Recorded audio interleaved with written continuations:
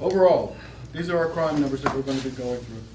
Major crime for this quarter is up, as you can see, and that's the overall crime, that's all crime involved. However, we're looking at a 25% increase of crime from 2021 driven by property crimes, talking about stolen vehicles here, catalytic converters, and theft from motor vehicles as well too. Okay, we're going to go into the violent crime here. I'm sorry, I'm more stuck here. For the third quarter, as you can see, we had a significant reduction from 29 to 12 in homicides last year. That work and the credit for that work go to the men and women of RPD. Year to date, as you can see, our homicides are down from 60 to 43 from last year. Next slide. Some number that is on everyone's mind when we start to talk about firearms and violent crime concerning firearms. As you can see, for the quarter, firearms, homicide by firearms went down from 23 to 10. Okay? Let's see here. That's a difference of 56%, by the way. Year to date, homicide by firearms is down 22%. That's a difference of 11. Okay? Also, sexual assault or rapes are down by 7. That is a difference of 64% for the quarter. And for the year, it's down by 4. That is a difference of 11% as well. Robbery. Robberies for the quarter are up.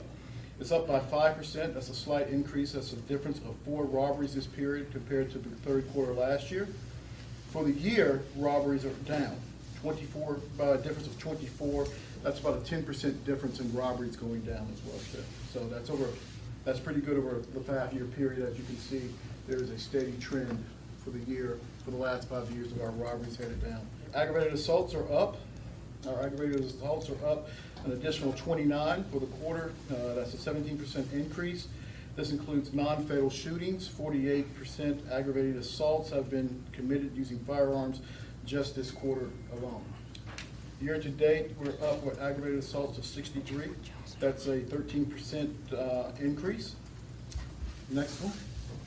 And you guys, thank you for joining us today. You've sent in us a lot of questions about shootings involving juveniles here, and we've included this slide here. For this year, we've had 3 fatal shootings involving juveniles. That's down 2 from last year at this time as well. Okay?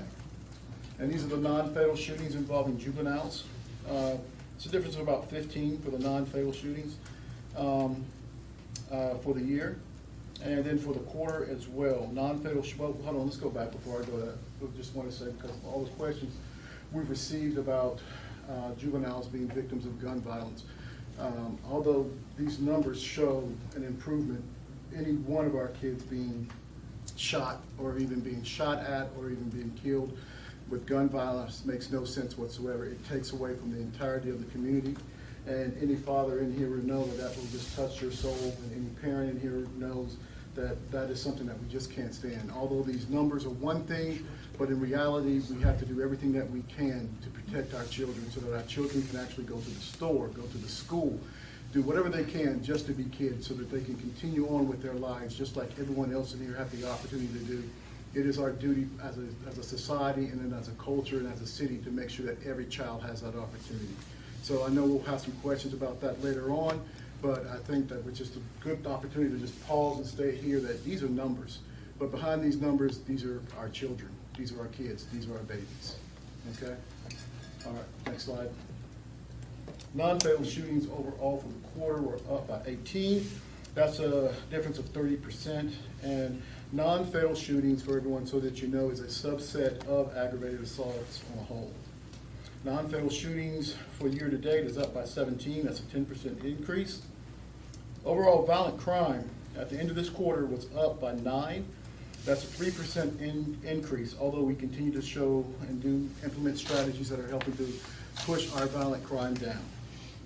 Violent crime for the year is a 2% increase overall. That's a difference of 18 at the end of the quarter.